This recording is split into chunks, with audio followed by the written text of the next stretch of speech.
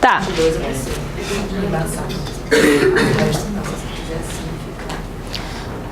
Beleza. A gente ainda vai falar mais um montão de apresentação oral e um pouquinho sobre argumentação. Então a gente falou só de parte de formato, né, da apresentação oral. A gente ainda vai falar bastante de formato, que eu acho que eu sou a pessoa menos capaz de falar sobre conteúdo em ecologia, mas tudo bem. Ou seja, quando vocês forem montar as apresentações de vocês, lembrem de mim. Eu preciso entender o que vocês forem falar, tá, gente? Eu não conheço quase nenhuma teoria em ecologia. Uma questão organizacional. Organize seu tempo e organize o seu conteúdo. Vamos começar pelo tempo. A gente vai falar dessas duas coisas ao longo dessa próxima aula. Vocês vão ter 2 momentos de apresentação oral. Ah, isso é novidade. Vocês achavam que vocês iam ter um, mas vocês vão ter 2. Primeiro momento, no fim dessa semana, que é depois, sexta. Vocês vão ter 5 minutos para falar o que vocês decidiram fazer de projeto, junto com seus orientadores. Meu Deus, relaxa, gente, em 5 minutos dá pra fazer várias coisas, tipo séries de abdominais e ficar super sarado. Não precisa de tudo isso, vamos precisar de 3 slides.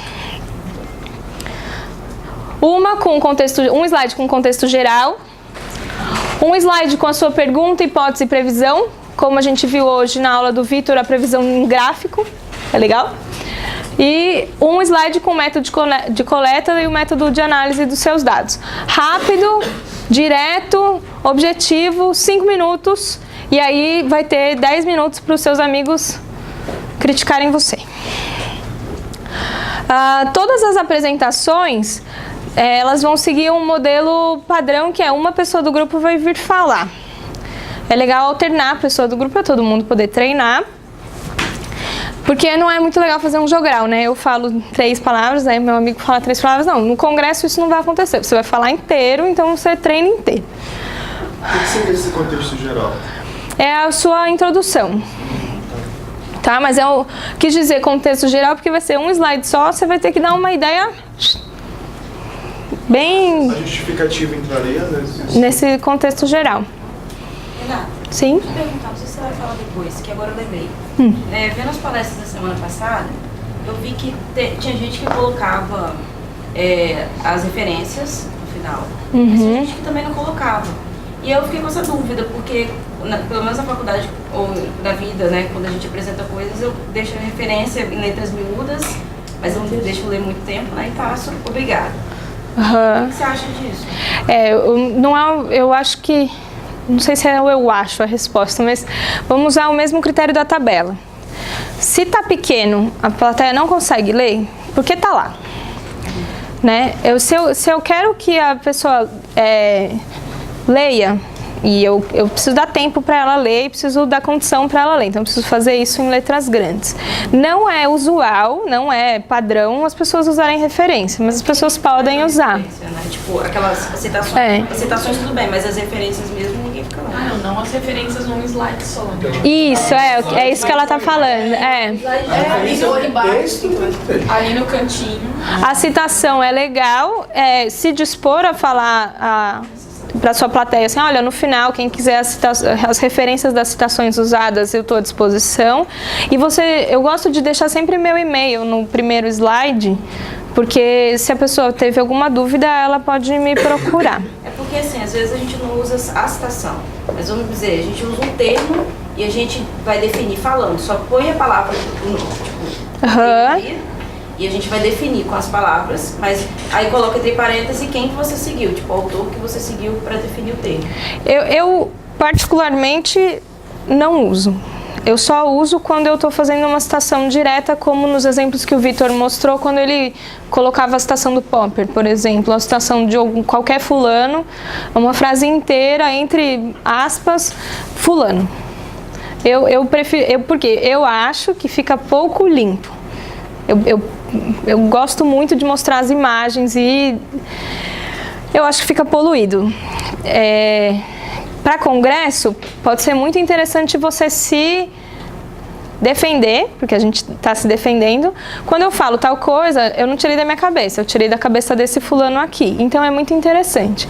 Uma coisa que eu acho bem legal, que eu já vi, quando a pessoa usa citações e ela quer se defender de fato, ela quer distribuir essa referência inteira para a plateia, ela mantém isso como nota de rodapé do próprio slide. Então, naquele slide eu usei uma citação. Então eu consigo colocar aqui embaixo, sem manter, daí eu padronizo. O meu rodapé vai ser sempre a citação, a referência da citação que está sendo usada ali.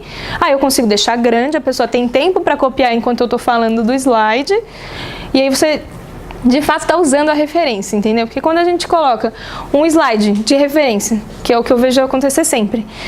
Então essas são as referências e obrigado. Pra que pôs? Né? Assim, só pra falar que você leu?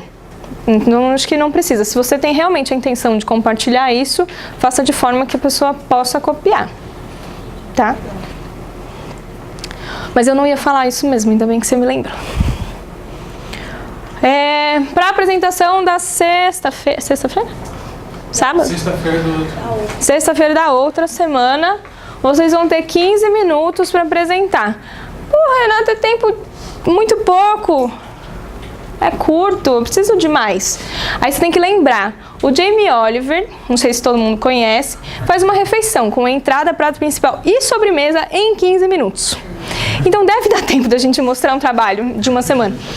Então sempre lembra dele, ele é bom, muito bom. Beleza. Quanto tempo, e aí a gente volta para a parte da prévia, quanto tempo eu uso em cada slide? Se o meu slide tem mais texto, eu vou gastar mais tempo nele. Se é uma imagem, eu vou passar rápido. Eu só vou descobrir isso treinando. E a maior parte das coisas a gente só vai aprender treinando. Algumas delas a gente só vai descobrir a hora que a gente estiver na situação real, assim. Então, enquanto eu estou treinando com os meus amigos, está tudo bem, está tudo certo. A hora que eu chego, vejo 20 nego na minha frente, aí eu percebo que tenho mais vergonha do que eu achava que tinha. É normal, acontece com todo mundo. Então treine os seus slides e veja quanto tempo você vai gastar em cada um deles. Vocês têm 15 minutos. Se eu gastar 15 slides, eu tenho 1 minuto a cada slide. Certo? Então a gente vai sempre fazendo esse paralelo. Tem gente que consegue falar em 15 minutos 30 slides. Por quê? Porque usa foto, porque passa rápido, porque dá um exemplo. Isso depende de tipo de apresentação para tipo de apresentação. Não há uma regra. Eu vou mostrar uma sugestão de tempo gasto em slides, né? Assim, não tempo gasto, mas quantos slides se gasta para introdução, método, essas coisas. Não é uma regra, vocês vão se adaptando. Beleza, papel e caneta na mão. Isso aqui precisa ser dito para os seus amigos no dia da sua apresentação. Eu preciso dar um título para o meu trabalho. Eu preciso contextualizar ele, deixar claros os meus objetivos. E aí, dentro dos objetivos, pergunta, hipótese e previsão, tá? Os métodos, tanto de coleta quanto de análise, os resultados e a discussão. Renata, eu testei mais de uma hipótese no meu trabalho.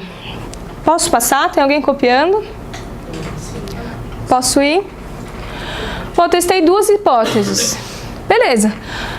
Faz uma introdução, contexto geral, mostra o seu objetivo 1, método 1, resultado da discussão, acabei, vou para o próximo, método 2, resultado 2, discussão 2, como essas 2 discussões se juntam numa conclusão geral, e é sempre legal dar uma mensagem principal de todo o seu trabalho.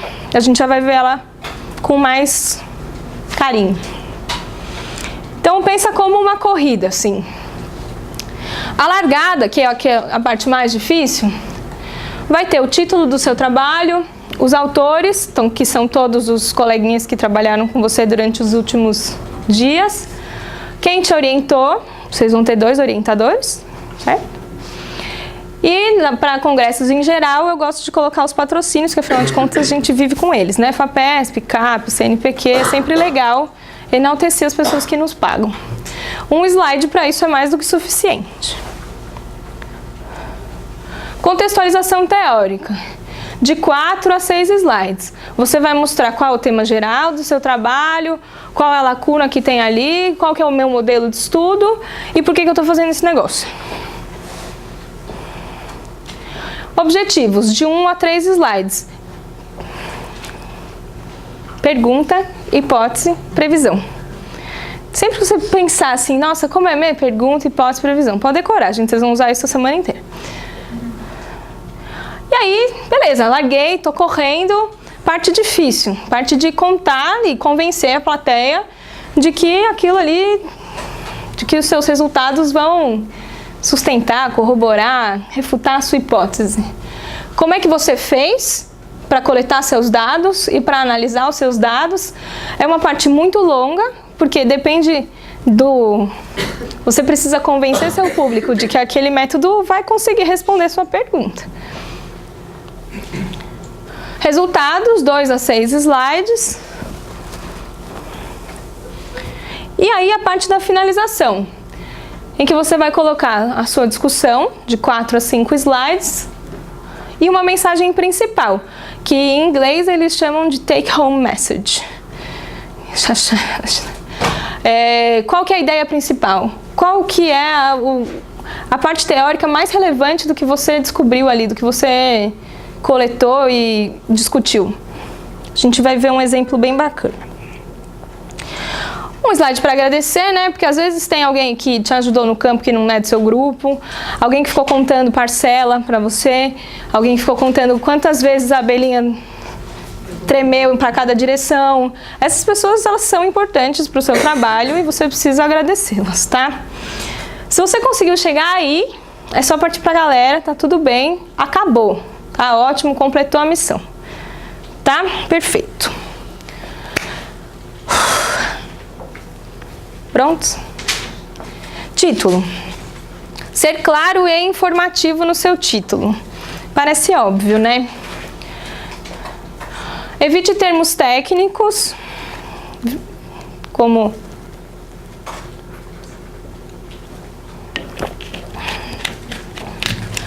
o uso da... Não, mas esse é importante. Da laparoscopia, os mesmos jargões que a gente está evitando ao longo do tempo. O título, ele é o que faz a pessoa assistir o seu trabalho. A gente não vai ter isso aqui, todo mundo é obrigado a assistir todos os trabalhos. Mas quando você vai a um congresso, você tem 5 salas com palestras concomitantes e você precisa decidir em qual palestra, em qual sala você vai entrar. Você escolhe pelo título. Normalmente é o título que está lá. Quando muito, um resumo. Então, o título e o resumo são a propaganda do seu trabalho. Ele precisa ser interessante, ele precisa ser direto, ele precisa ir no coração das pessoas e falar, vou assistir esse negócio. Eu trabalhei com uma espécie muito fofa e eu quero falar que eu trabalhei com essa espécie. Será que eu tenho que citar? Se você achar que tem que citar, em alguns casos isso é necessário, em outros casos não, você tem uma regrinha que precisa seguir, que é de identificar, entre parênteses, as categorias taxonômicas superiores. Se eu estou trabalhando com planta, eu preciso indicar uma categoria imediatamente superior a ela, e com animal, 2 categorias. Então, eu trabalho com Pseudoboa nigra, Colubrine e Colubride, certo? E qual grupo taxonômico está ali. E aí, a piada de novo. Os títulos engraçados nem sempre são a melhor resposta. A piada às vezes pode ser sem graça, e aí vale a mesma dica. Passa na mão de várias pessoas e vê se a piada é realmente legal. Se ela não é uma piada interna, que só o grupo percebeu ao longo do trabalho, que daí não vai fazer o menor sentido para ninguém e vai ficar bobo. E títulos em forma de pergunta. A gente acha que é mais fácil, minha pergunta já vai virar meu título, mas a pergunta é super específica. E a pergunta tem detalhes que vocês viram ao longo das últimas aulas, para deixar bem claro que modelo está usando, que tipo de análise está fazendo. Colocar isso no título vai deixar isso um título super longo e eu vou deixar de ler na 4ª palavra. E eu não vou assistir seu trabalho. Restrinja-se ao estritamente necessário. Evite informações sobre a localidade de estudo sobre as bolinhas de gude do bolso esquerdo do meu amigo senta do meu lado. Da casa vizinha, da casa 3, do bairro tal da cidade de Parnapiacaba. Não se usa ponto final em título, tá? Desde a redação da escola a gente já sabia disso.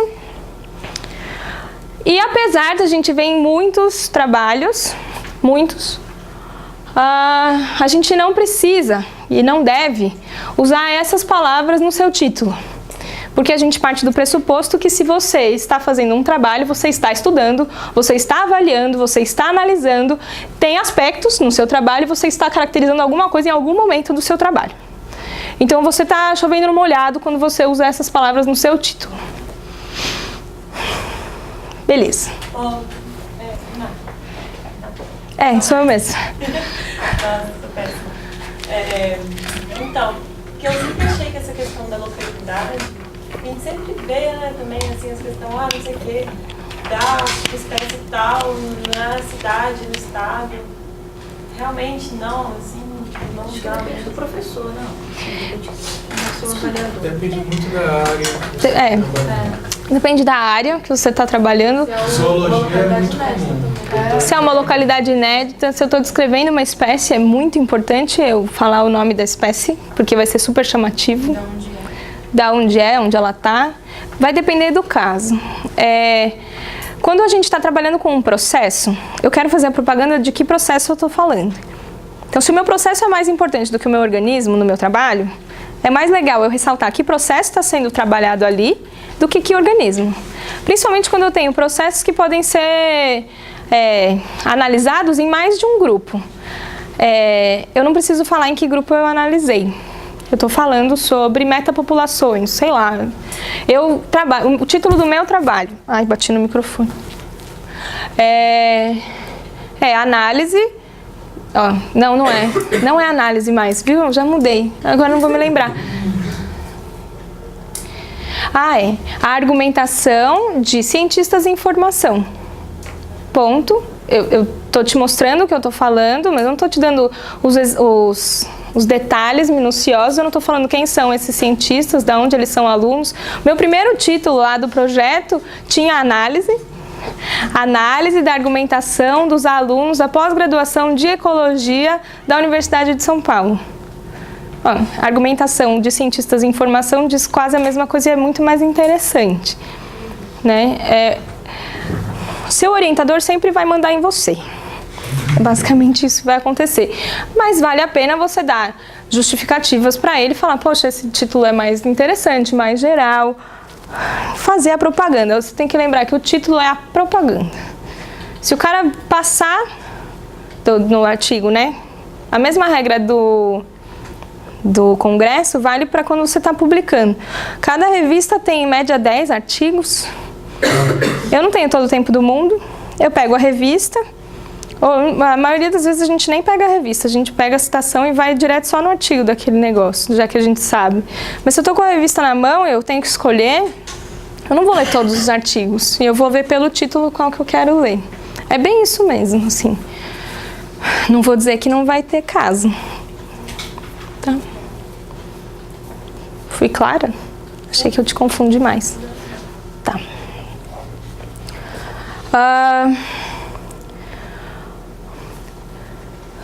O Glauco falou na palestra inicial da ideia de ir do geral para o particular, na introdução de vocês. Eu não tenho certeza se o Vitor chegou a falar.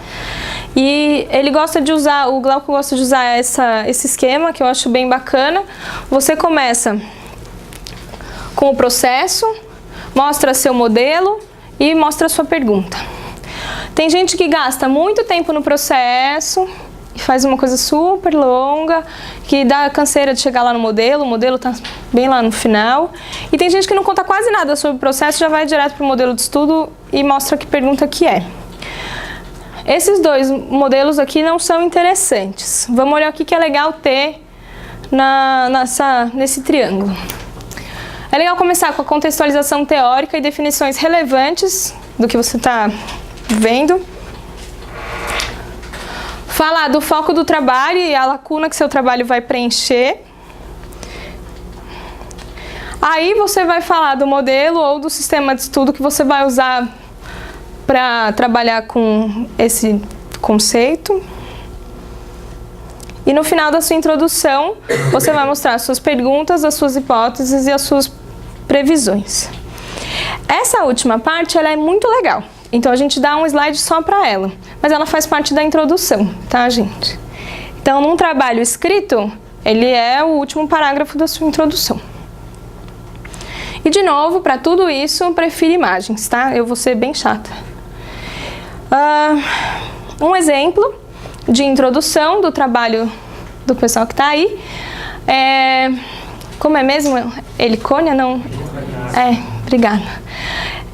Ele trabalhou com essa flor linda e trabalhou com, como chama isso, Galo? Gemas florais? Sei lá eu. Gema lateral.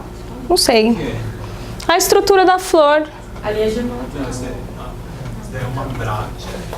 Isso é uma bráctea? Isso é uma inflorescência. Isso. Tá. E a parte vermelhinha aí, cada uma é uma bráctea. Certo. E cada ponto, cada raminho desse que tá saindo é uma flor. E, assim, e a parte mais gordinha ali é o fruto e dentro dessa flor. Perfeito. Ele usou um slide e falou sobre o processo, sobre a lacuna e sobre o modelo de estudo dele. Ele não usou nenhum título, nenhum texto. Ele deve ter treinado pra caramba. Muito bom. Objetivo, um slide só para o seu objetivo ou um slide para a sua pergunta, um para a sua hipótese e um para a sua previsão. Então, pergunta, hipótese e a previsão. E não é uma previsão tipo mãe de Ná. A gente quer uma previsão baseada na sua hipótese. Então, eu ia gostar muito de ver gráficos em que você tem a sua variável descritiva. Não. Ai, fala pra mim, como é? Tem a variável operacional e a variável teórica. Obrigada, exatamente. Sigam o modelo dela. E aí você vai dizer qual é o padrão esperado, que nem vocês estavam fazendo hoje de manhã. De novo, prefiram imagens. Parte de métodos, não preciso nem falar. Mostra o seu local de estudo. Mostra para onde você foi, se você viajou, se você não viajou. Que bicho você está trabalhando. Ou que planta você está trabalhando. O que você fez para coletar os dados, quais são as suas categorias, mostra a foto das suas categorias, minha categoria 1 é essa, minha categoria 2 é essa, e mostra uma fotona pra gente, e que análises estatísticas vocês estão usando. Resultados. Hoje de manhã vocês estavam falando isso, e é bem normal e é bem comum. A gente transforma todo um processo biológico numa matematização gigantesca, que a gente joga no R, no resampling, qualquer coisa parecida que te devolve um número. E é muito difícil olhar para esse número e lembrar do processo biológico que eu estava trabalhando. Lembra que esse número faz parte de um processo biológico. E mostra pra gente que processo é esse. O que esse número de 0,p menor de 0,05 significa? O que indica? O que é uma correlação? Qual a correlação que você está vendo? Muito mais legal saber o que aconteceu do que o número que aquilo representa. Mostra a tendência geral dos seus dados. Ai, não tá dando. Tá quente para todo mundo? Nossa.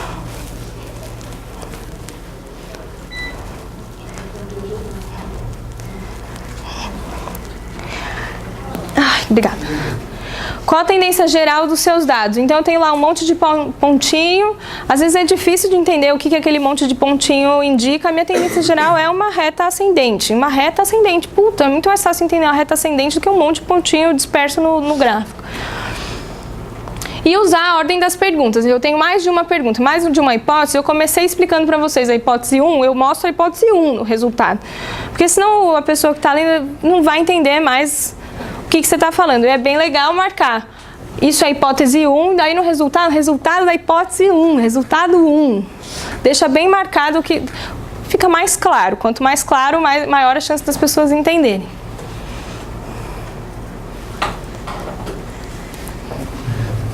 Vou nem falar. A pessoa, isso aqui é um exemplo também do curso de campo do ano passado. A pessoa usou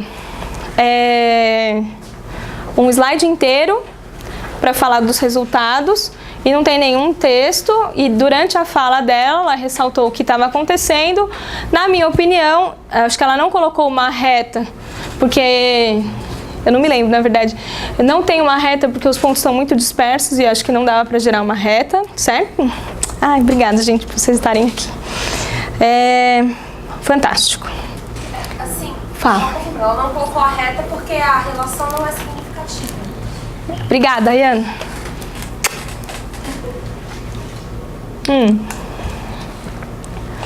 A discussão é a parte mais difícil do seu trabalho.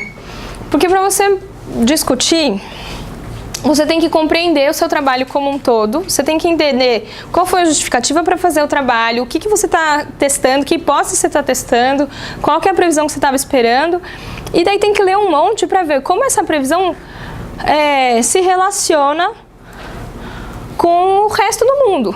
Né? Então, assim, eu achei isso nesse modelo. O que será que acharam em trabalhos parecidos com outros modelos? Será que eu posso fazer uma comparação? E conseguir articular os seus resultados com essa literatura. Além disso, é interessante você pegar essa sua discussão e sair do que o Glauco chama do cachorro correndo atrás do próprio rabo, que eu chamo de egoísmo eterno e profundo, que é você fez um trabalho e você só discute os seus resultados dentro da literatura que diz respeito aquele trabalho só para refutar ou corroborar aquela hipótese. Você pode ir além. Você pode mostrar como seus resultados permitem fazer outros trabalhos. Que hipóteses podem ser testadas para além do seu trabalho. Esse tipo de discussão é super legal, muito mais valorizada do que ficar correndo atrás do seu próprio rabo. Correr atrás do rabo mostra que você fez um trabalho, você dedicou ao seu trabalho, mas você não está interessado em aplicar isso para o resto da biologia.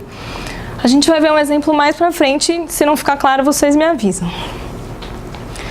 E aí, um slide principal, o que tem que ser lembrado da sua palestra, retomar a sua tese central. Por exemplo, no curso de campo, de novo, é fácil usar os exemplos do curso de campo, gente, porque eles ficam todos disponíveis na internet. Então, você acessa online, todos vocês podem acessar. É só jogar curso de campo Ecologia USP, vocês vão achar todas as edições do curso de campo e tem acesso a todos os projetos que foram feitos. Num dos trabalhos do curso de campo, o Pizza fez, e o grupo dele, não me lembro quem era, acho que era Rosanete também, fizeram um trabalho de briga de territorialismo em Yucca, aquele caranguejinho que fica fazendo assim, chama maré. E aí, eles descobriram que quando um caranguejinho não quer, os dois não brigam.